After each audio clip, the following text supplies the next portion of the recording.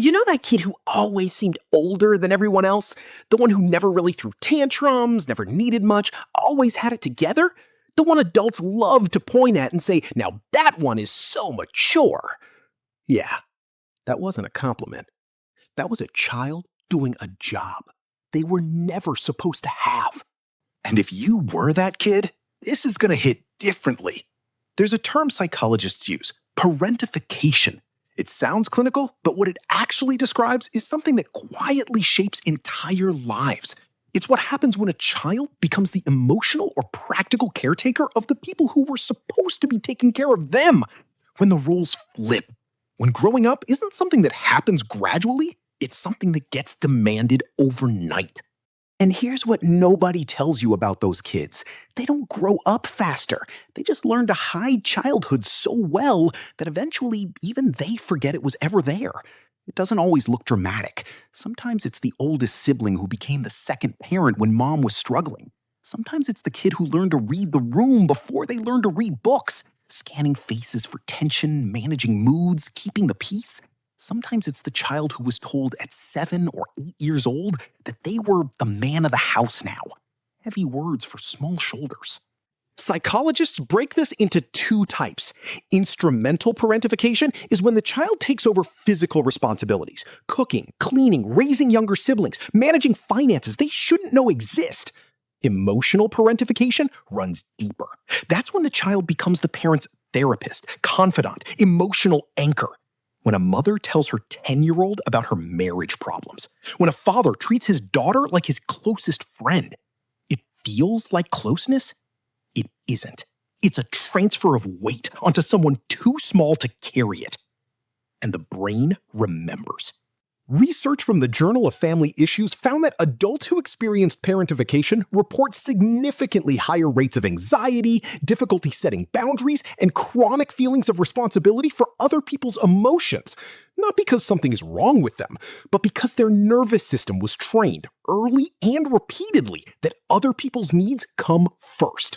Always, without question. Here's the strange part. These people often don't recognize what happened to them because it never felt like trauma. It felt like being needed. And being needed felt like love. So they kept going, kept giving, kept showing up. Got very, very good at taking care of everyone except themselves. As adults, they're the ones who apologize when someone else bumps into them, the ones who feel guilty for saying no, the ones who can sense when someone in the room is upset before that person has said a single word. That's not a gift, that's hypervigilance, a survival skill that was never supposed to become a personality. They tend to struggle with one specific thing in relationships: receiving. They know how to give endlessly, but the moment someone genuinely tries to take care of them, something in them resists, gets uncomfortable, feels undeserved. Because somewhere deep down, they learned that their job was to carry, not to be carried. And the grief. Nobody talks about the grief. Not the loud, obvious kind.